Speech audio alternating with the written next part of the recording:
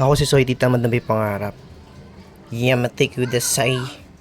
Come to my place and taste my own version of dish.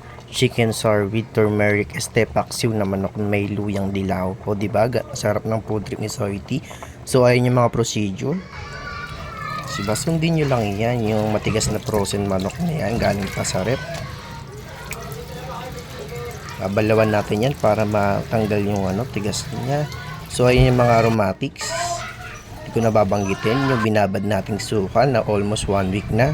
So ayan na yung manok.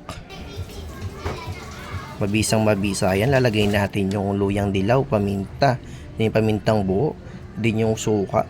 Ilalagay natin yan. Uubusin ko yan para malasang malasa talaga ang food trip ni Soy. So follow my video guys and support me. Ako si Soy. Napakabisa talaga yan. Nilagyan ko na rin yan ng sili para maanghang ang pagka food trip. So diba? So ayan, paluto na yan. Pag mamantikaan natin yan, masarap yung tuyo, yung nagmamantika. O diba? Yan, malapit na yan maluto, nagmamantikaan na. O sarap.